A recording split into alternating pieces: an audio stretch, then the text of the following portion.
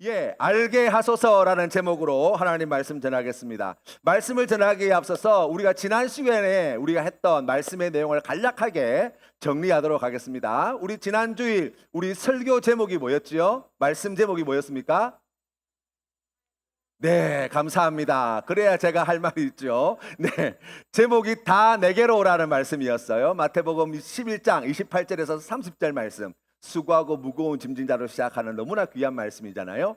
우리가 그 말씀의 내용을 간단하게 정리해 본다면 하나님은 우리 인생이 다 수고롭고 무거운 짐을 지고 있다는 사실을 너무나 잘 아신다는 거예요. 그래서 우리 함께 예배 드리시는 모든 성도님들 모두가 다 사실은 각자가 수고롭고 무거운 짐을 지고 세상을 살아가다가 우리가 함께 이 예배의 자리로 모이게 된 것이다 라고 우리가 함께 이야기했잖아요. 그 수고롭고 무거운 짐을 진 자들에게 우리 예수님께서 세 가지를 명령하셨습니다. 첫 번째가 무엇이었습니까? 다 내게로 오라는 말씀이었어요. 우리 예수님께서 우리를 다 내게로 오라 말씀하실 때 그것을 돕는 분이 있습니다. 누구세요? 성령 하나님이세요. 성령 하나님은 좋은 일로도 나쁜 일로도 기쁜 일로도 슬픈 일로도 우리를 어디로 인도하십니까? 예수님 가까이 인도하는 거예요. 그것을 미워하는 존재가 있다 그랬어요. 그것을 싫어하는 존재가 있다는 거예요. 그것을 방해하는 존재가 있어요. 그게 누구예요? 마귀예요. 우리를 유혹하고 시험하여서 우리에게 역사할 때 이 마귀가 어떠한 일을 합니까?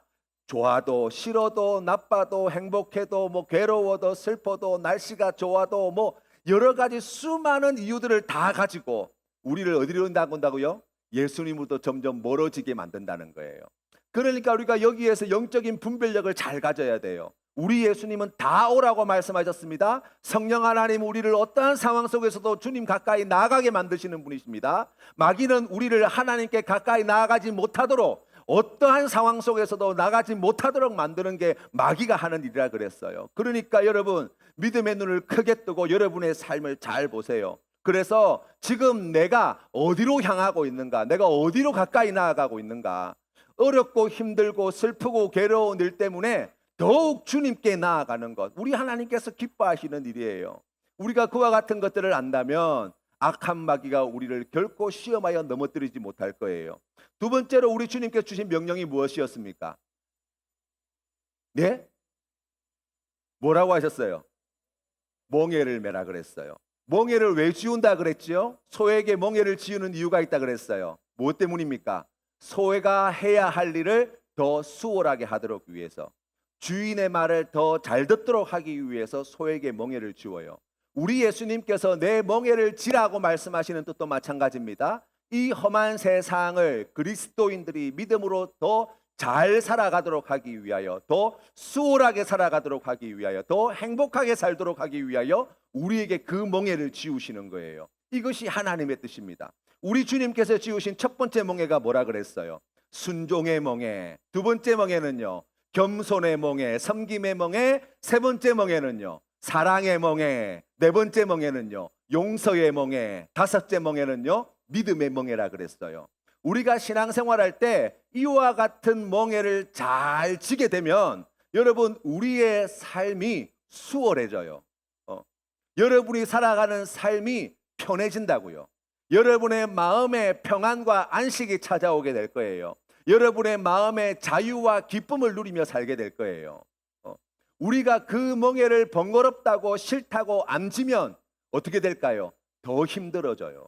더 힘들어진다고요. 여러분 우리가 생각해 보세요. 이 세상이 하나님의 뜻대로 돌아가는 세상이 아닌 것을 우리가 많이 경험하잖아요. 하나님의 뜻을 싫어하는 세력들이 얼마나 많이 있는지 몰라요. 여러분 그 속에서 우리가 살아가야 돼요. 힘들지 않는 것이 이상한 거예요. 그 속에서 어떻게 그 삶의 자리를 잘 감당할 수 있습니까? 주님이 우리에게 지워주시는 멍에를 잘 지게 될 때 우리가 이 세상을 수월하게 넉넉히 이기며 살아가게 되는 거예요. 자, 그리고 우리 주님께서 세 번째 우리에게 말씀하신 것이 있습니다. 그게 뭐예요? 내게로 와서 배우라고 하셨어요. 배우는 것은 낯선 것, 익숙하지 않은 것이 익숙한 것으로 만들어지는 과정이에요. 우리가 어릴 때 생각해 보세요. 우리가 어릴 때 지금 우리가 멀쩡하게 두 다리로 걸어 다니잖아요. 이 걸어 다니는 것이 익숙해지도록 하기 위해서 2000번의 실패를 해야 된다는, 넘어져야 된다는 거예요. 그렇죠. 어느 것 하나 쉽게 그냥 되어지는 게 아니에요. 여러분 생각해 보십시오. 하나님께서 우리에게 내게로 와서 우리 주님께서 배우라고 말씀하실 때 익숙하지 않은 것들, 순종도 익숙하지 않고 겸손도 익숙하지 않고 사랑도 용서도 믿음도 다 우리에게 너무나 낯선 세계의 이야기예요. 그것이 익숙해지기 위해서는 무엇해야 되겠어요? 계속해서 반복해서 연습해야 되는 거예요. 걸어 다니기 위해서, 우리가 두 다리 멀쩡하게 편안하게 걸어 다니기 위해서 2000번의 만약 실패를 경험해야 한다면, 여러분 우리가 순종을 익숙하게 하기 위하여 몇 번의 경험이 필요할까요? 우리가 겸손을 익숙하게 실천하기 위해서 우리가 몇 번의 실천이 필요할까요? 사랑은요, 용서는요, 믿음은요. 여러분의 삶의 자리를 잘 돌아보세요. 그러니까 하나님께서 왜 나에게 이와 같은 일들을, 왜 내 삶 가운데 이런 문제들이, 여러분 그 모든 것들이 하나님께서 우리에게 베풀어진 놀라운 은혜의 선물이 되어지는데, 그것을 통해서 우리가 믿음을, 용서를, 사랑을, 겸손을, 순종을 실천하게 하시는 거예요. 배우게 하시는 거예요. 그것을 통해서 우리가 익숙해져 가는 거예요. 우리 하나님께서, 우리 예수님께서 그래서 내게로 와서 배우라고 말씀하시는 것입니다. 마지막 세 번째 배우라고 말씀하셨어요. 이제 이렇게 되면 우리 주님께서 약속하신 것이 있다 그랬잖아요. 그게 뭡니까? 우리 마음에 뭐가 있다고요? 쉼을 주신다고요. 쉼이라고 하는 것에 두 가지 의미가 있다고 말씀드렸습니다. 첫 번째가 뭐예요? 중지하다, 중단하다는 뜻이에요. 또 하나는 유쾌하다라는 뜻이에요. 무엇이 중지되어야 합니까? 무엇이 중단되어야 합니까? 우리의 인생이 왜 수고롭고 무거운가를 잘 생각하셔야 돼요. 왜 내 삶이 이처럼 수고롭고 무거운가를 생각해 볼 때, 여러분 우리의 삶에 여러 가지 문제들이 있을 수 있어요. 그렇지 않습니까? 우리 안에 욕심의 문제, 자기 사랑의 문제, 또 이 하나님께서 기뻐하시는 그와 같은 좋은 모습이 아니라 하나님께서 미워하시는 악한 죄의 모습들, 교만하고 미련하고 어리석고 이 욕심에 사로잡혀 가지고 시기하고 질투하고 원망하고 불평하고 분노하고 막 그런 것들이 우리 안에서 막 우리 삶을 갖다가 갉아먹고 있다고요. 주님이 지워주시는 멍에를 지고 따르게 되면 주님께서는 우리에게 힘을 주시는데, 우리 안에서 역사하는 그와 같은 악한 것들이 어떻게 된다고요? 끊어진다고요. 중단되게 된다고요. 그래서 우리가 힘을 얻는 거예요. 두 번째, 유쾌하게 된다고 말씀드렸어요.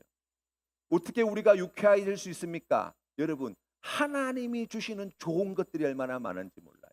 믿음도, 소망도, 사랑도, 헌신도, 충성도, 온유도, 겸손도, 그 모든 것들이 우리에게 즐겁고 기쁘고 행복을 가져다 주는 통로가 되는 거예요.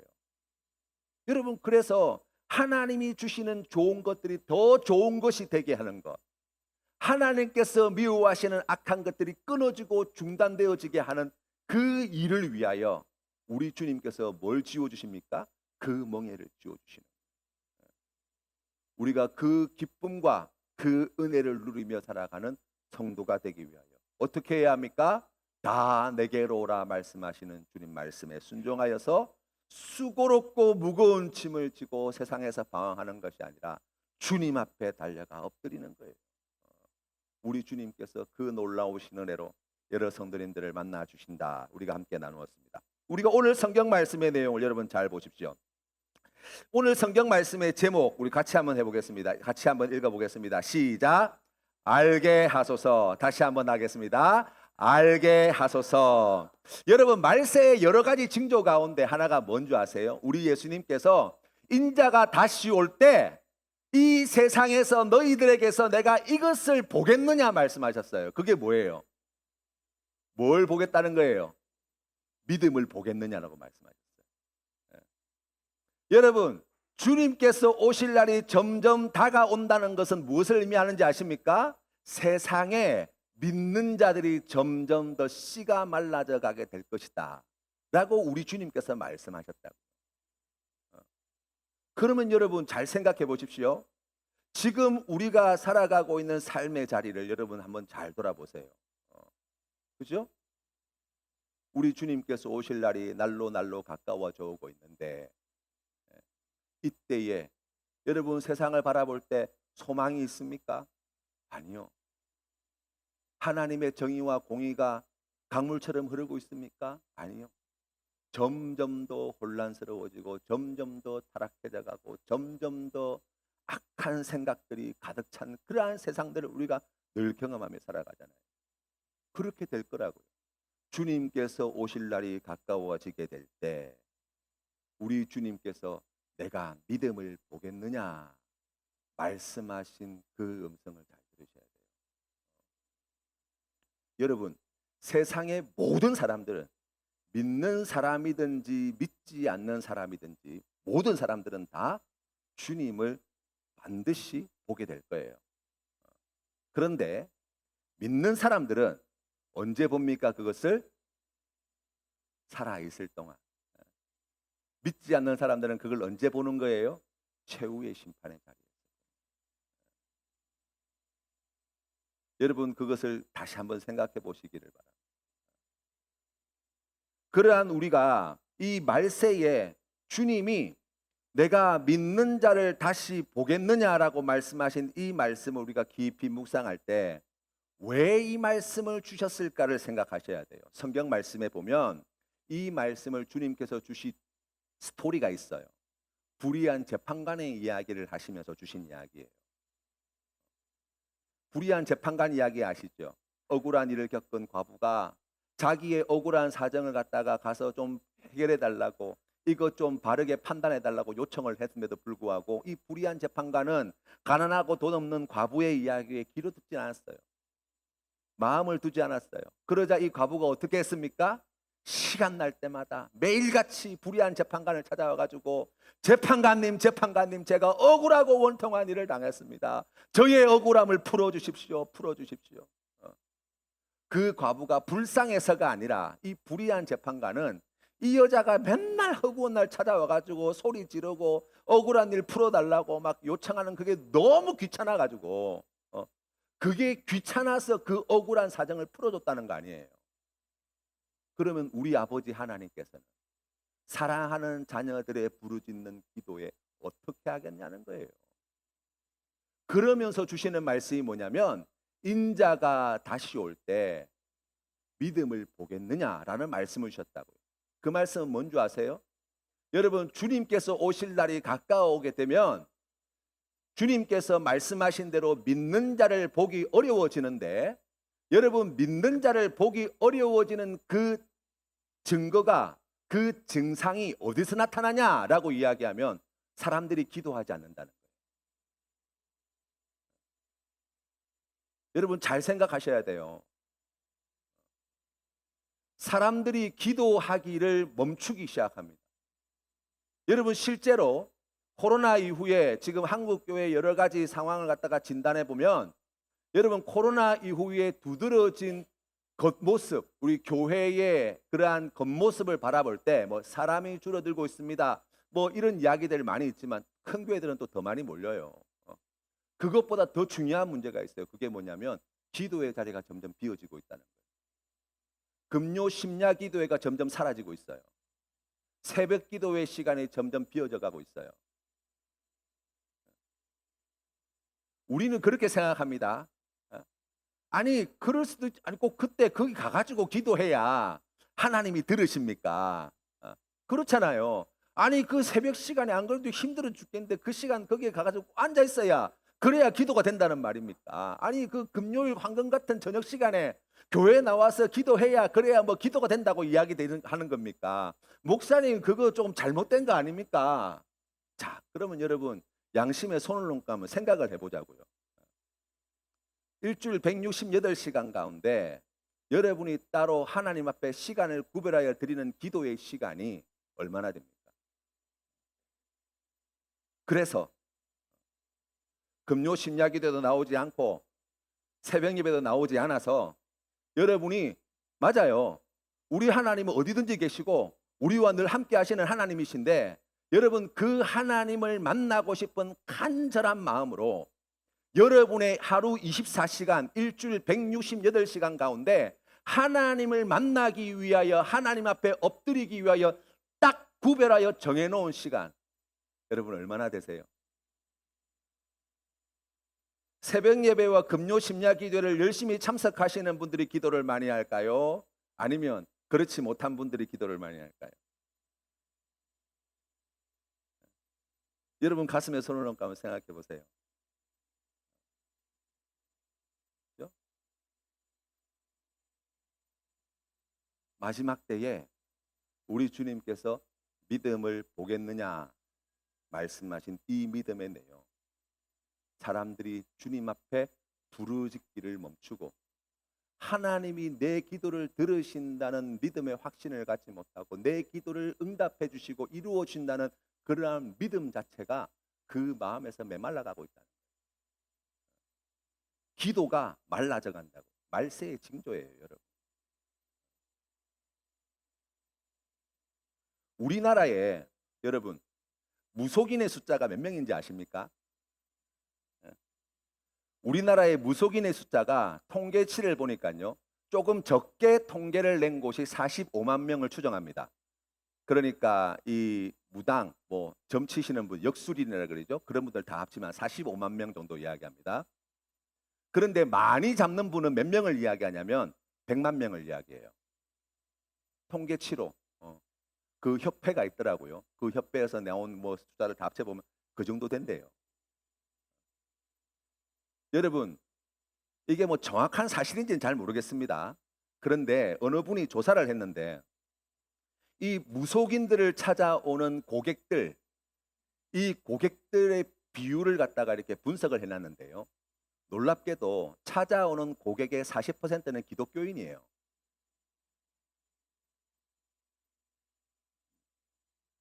사실인지 아닌지 저는 뭐 정확하게는 뭐 잘 모르겠어요.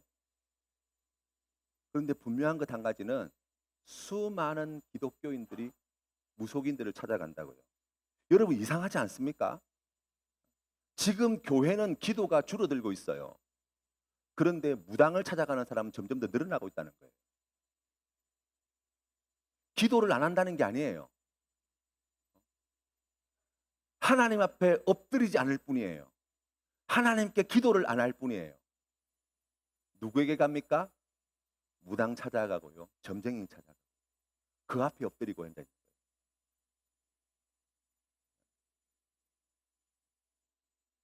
대한민국에요. 목사 숫자가 한 10만 명 정도 이상 이야기합니다. 다 합쳐서. 여러분 무속인 숫자가 몇 명이라고요? 적어도 45만 명. 많으면 몇 명? 100만 명. 여러분 이게 말씀해 주고 있는 게 뭐예요? 이 사실이 우리에게 드러내 보여주는 그 내용이 뭐냐고요? 여러분 심각하게 생각하셔야 돼요. 이 말세 때 지금 우리의 신앙이 지금 어떤 길로 가고 있는가? 지금 세상이 지금 어떻게 흘러가고 있는가? 지금 많은 그리스도인들이 지금 어떻게 무너져 가고 있는가를 여러분 보셔야 돼요. 온 동네마다 시뻘건 십자가가 막 있어가지고 그거 싫다고 하는 사람들이 많아요. 무당은 100만 명이라니까요. 그렇잖아요? 교회가 너무 많다고 이야기하시는 분도 있어요. 여러분 점집은 그보다 훨씬 더 많아요. 이상하지 않아요? 이렇게 똑똑하고 합리적이고 과학을 숭배하는 사람들이 여러분 얼마나 많이 무속인들 앞에 엎드리고 있는지 몰라요. 그 무속인의 고객 가운데 40%가 기독교인이라고 이야기하는 이 사실이 지금 우리 한국교회의 영적 지형이 어떻게 바뀌어져 가고 있는 걸 보여준다고요. 우리 주님이 말씀하신 대로 마지막 때 우리 주님이 다시 오실 그때 내가 믿음을 보겠느냐라고 말씀하신 그 말씀대로 되어가고 있잖아요. 북이스라엘과 남유다는요 망했어요. 왜 망한 줄 아십니까? 제사를 안 드려서 아니에요. 절기를 안 지켜서가 아니에요. 하나님께 예물을 안 바쳐서가 아니에요. 그들은 하나님 앞에 나와서 예물을 바치고요, 절기를 지키고요, 제사 다 드렸어요. 그런데 그것과 함께 우상을 함께 겸하여 섬기는 종교 혼합주의자들이었어요. 왜 우상을 찾았을까요? 왜 우상에게 가서 그 앞에 절했을까요? 하나님은 내 기도를 잘 안 들어주시거든요. 내가 원하는 것을 쉽게 안 내주시거든요. 그러니까 내가 원하는 걸 쉽게 내어줄 수 있는 신을 찾아가는 거예요. 그게 우상이에요. 왜 무속인의 고객이 40%가 기독교인입니까? 이 사람들이 왜 거기에 들어갈까요? 하나님한테 나아가는데 하나님이 내 기도를 들으시는 것 같지도 않고 내가 원하는 것을 주지도 않는 것 같아. 그러니까 그것을 즉각적으로 그 자리에서 바로 줄 수 있는, 마치 지금 복채를 내고 구하기만 하면 뭔가 원하는 것을 얻어낼 수 있을 것 같은 그 사람들 앞에 가서 엎드린다고요. 기도를 하지 않는다는 것은 무엇입니까? 하나님과의 관계가 멀어졌다는 거예요. 분명합니다. 하나님과의 관계가 멀어진 증거예요.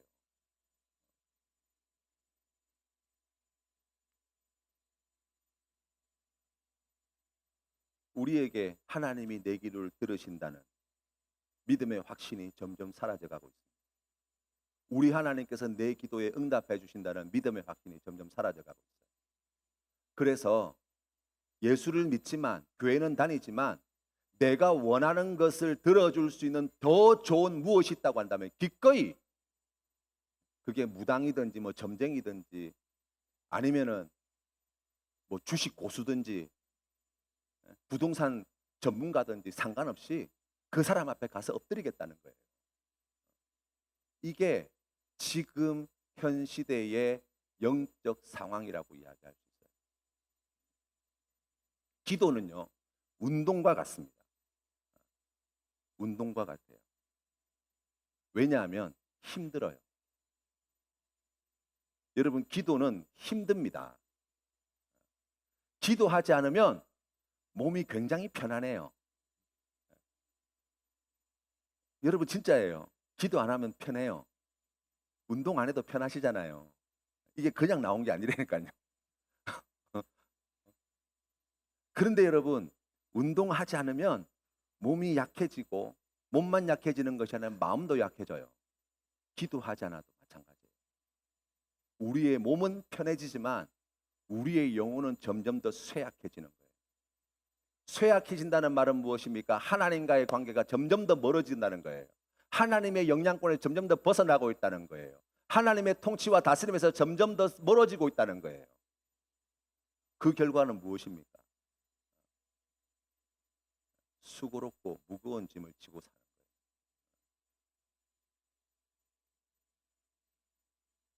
아니, 그렇게 안 해도 하나님 말씀대로 순종하며 살면 되는 것 아닙니까? 꼭 뭐 시간 정해놓고 기도해야만 그게 바른 신앙입니까? 하나님 말씀대로 하나님을 사랑하고 이웃을 내 몸과 사랑하며 살아가면 그러면 되는 것 아닙니까? 지당하신 말씀. 여러분, 지당하신 말씀인데요. 사랑에 대해서 이야기를 하자면 여러분 잘 들어보십시오. 기도하지 않아도 사랑할 수 있습니다. 이웃을 사랑할 수 있어요. 그런데 여러분 한번 해보십시오. 여러분의 사랑이 어떻게 되는가 잘 보십시오. 시간이 지나면 지날수록 주변에 내 입맛에 맞는 사람들만 있어요. 사랑이 좁아져요. 사랑이 얕아져요. 사랑이 낮아져요. 기도하지 않으면.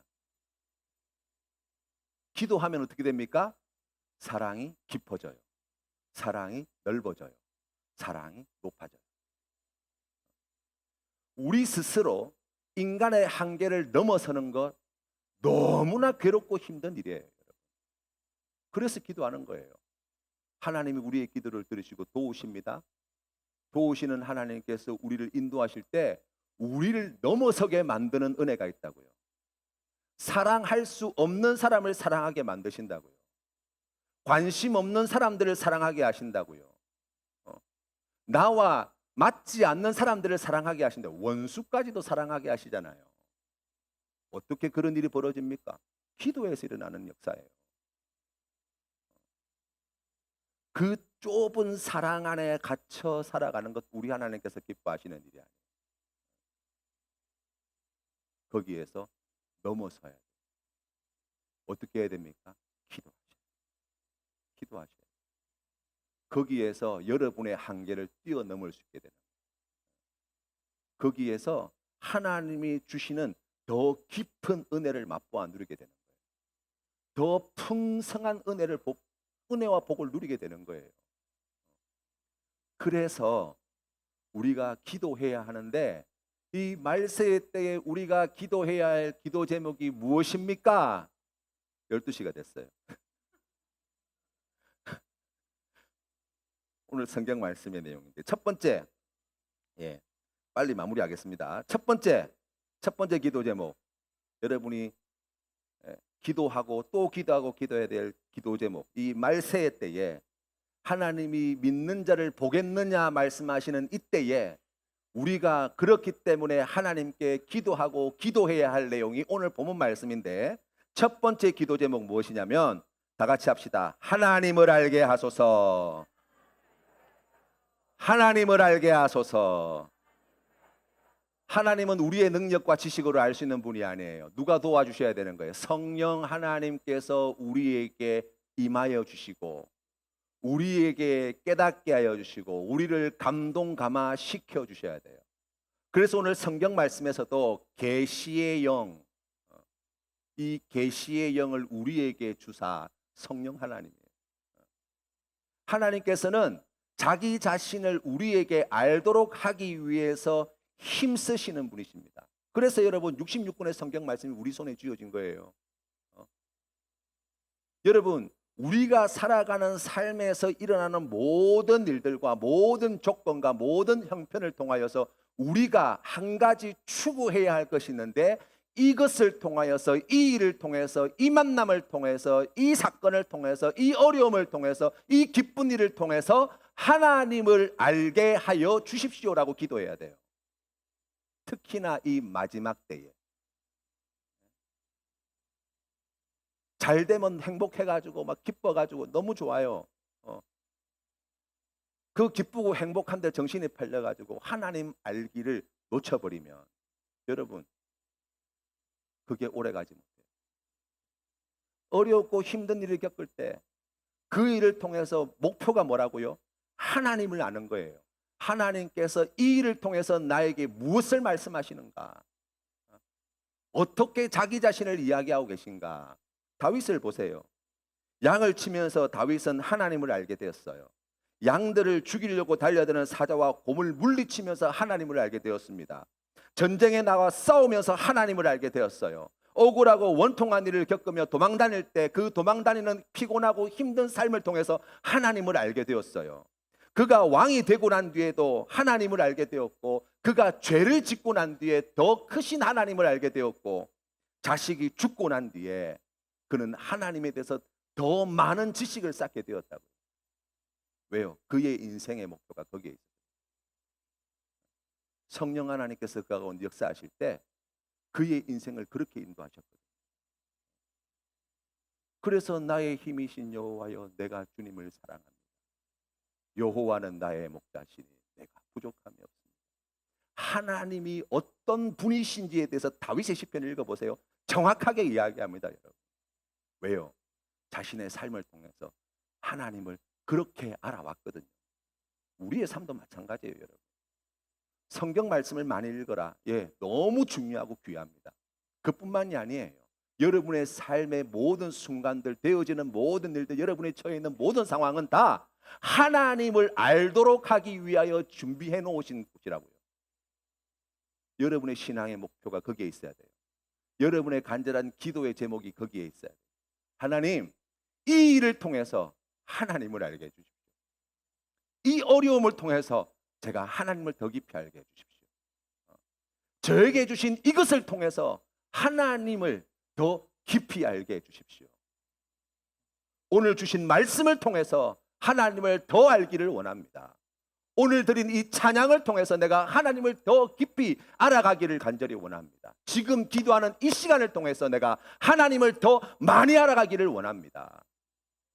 알아야 사랑을 할 수 있어요. 알지 못하면 사랑하지 못한다고요. 잘못되게 사랑하거나. 두 번째, 부르심의 소망이 무엇인지 알게 하소서라고 기도하라고 말씀하십니다. 같이 해봅시다. 부르심의 소망이 무엇인지 알게 하소서. 부르심의 소망이 무엇인지 알게 하소서. 여러분, 이거 기도하셔야 될 기도 제목이에요. 하나님이 우리를 어떻게 부르셨나? 성경 말씀을 보니까 영원 전부터 우리를 택하시고 우리를 부르시고 우리를 의롭게 하시고 우리를 자녀 삼으시고 영화롭게 하셔서 하나님께서 이 모든 과정을 작정하시고 계획하시고 그 모든 일들을 이루셨다라고 성경은 이야기합니다. 우리를 부르신 하나님의 소망이 있다고요. 여러분을 그리스도인으로 부르신 하나님의 소망이 있다고요. 부르심을 받은 우리가 하나님 앞에 나아갈 때 나를 부르신 하나님에 대한 우리의 소망이 생긴다고요. 하나님이 나에게 하나님께서 약속하고 계시고 이 부르신 이 은혜를 통하여 나에게 이루실 것이 무엇인지를 보게 하시고 기대하게 하시고 바라게 하신다고요. 우리 하나님이 여러분 인생의 인생을 부르시면서 그냥 예수 믿고 찬양하라가 아니에요. 여러분 한 사람을 갖다가 만세전에 택하여 부르실 때는 하나님이 기대하시고 소망하시는 바가 있다고요. 그것을 이루시기 위하여 지금 하나님이 일하고 계시다고요. 여러분 그걸 보셔야 돼요. 근데 그게 그냥 보입니까? 아니에요. 성경 말씀해 보니까 성령 하나님이 우리의 눈을 밝혀주실 때 보인다고 말씀하셨어요. 여러분의 부르심의 소망이 무엇인지 알게 해달라고 간절히 기도하십시오. 예수 믿는 것, 여러분 이게 놀라운 일입니다. 여러분 주님 앞에 가면 깜짝 놀라실 거예요. 거기서는 아마 난리가 날 거예요. 큰일 날 뻔했구나. 그렇게 이야기하실 분들도 아마 수두룩할 거예요. 우리를 부르신 하나님의 소망이 있습니다. 우리가 부름받은 하나님의 백성이 될 때 하나님을 향한 우리의 소망이 함께 자라게 되는 거예요. 여러분 그것을 알아가도록 기도하시기를 바랍니다. 세 번째, 성도 안에서 기업의 영광의 풍성함이 무엇인지 알게 하소서라는 기도의 제목이에요. 세상에는 두 종류의 성도가 있습니다. 첫 번째 성도는 부유한 성도가 있고 두 번째는 가난한 성도가 있습니다. 가지고 있는 재산이 많고 적음의 이야기가 아니에요.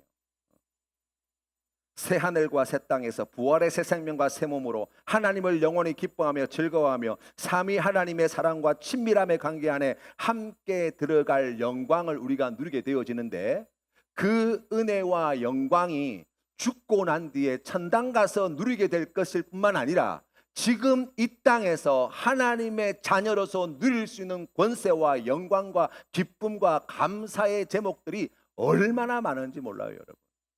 우리에게 주시는 특별하신 특권, 세상 사람들이 알 수도 없고 누릴 수도 없는 놀라운 은혜의 선물이 이미 우리에게 주어졌다고요. 하나님을 아버지라 부르고 하나님과 친밀한 교제를 이루어가고 하나님의 뜻을 우리가 분명히 깨달아 알게 되어지고 우리가 하나님을 위하여 우리의 삶을 드리는, 그리고 하나님께서 우리에게 작정하시고 계획하시고 준비하신 그 모든 영광스러운 것들 말입니다.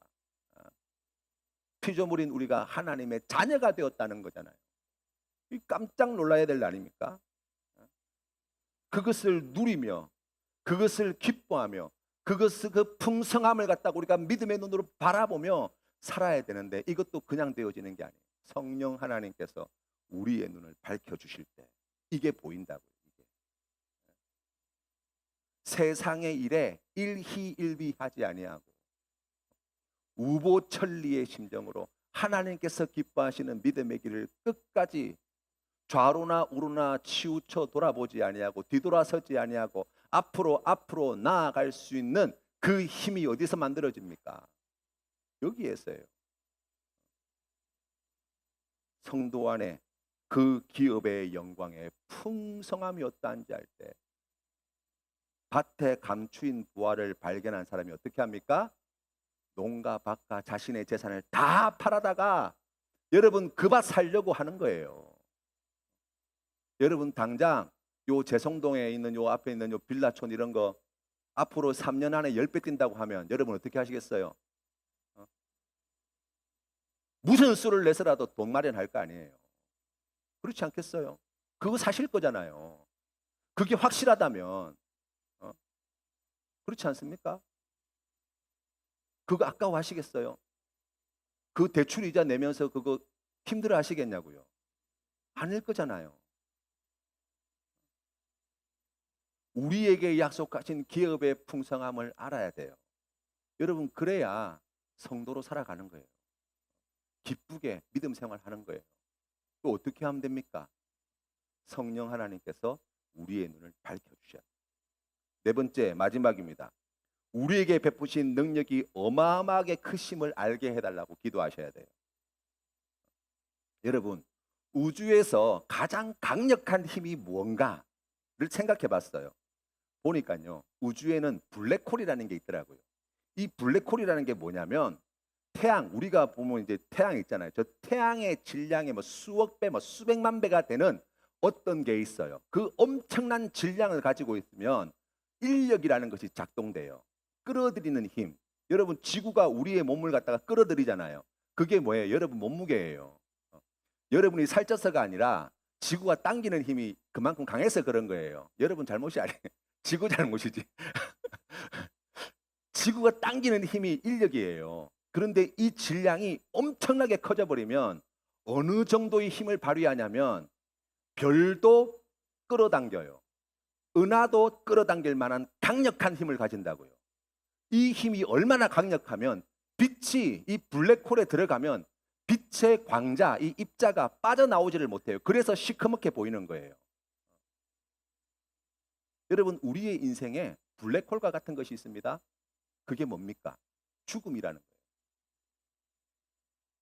아무리 날고 기고 막 권력을 가지고 천하를 제패하고 막 아무리 똑똑하고 다 해도 여러분 이 죽음 앞에서는 다 그 죽음에 다 빨려 들어가는 인생이 우리 인생 아닙니까? 뭘로 그걸 끄집어내겠냐고요. 거기에서 무엇을 우리 자유케 하겠냐고요. 우리 하나님의 능력이 얼마나 강력하냐. 여러분 우리를 그 죽음에서 건져내신 분이에요. 그 죽을 수밖에 없는 우리 인생을 그 죽음에서 끄집어내신 분이 우리 하나님이시라고요. 그것을 위해서 우리 하나님께서 얼마나 강력한 힘을 동원하셨는지 몰라요.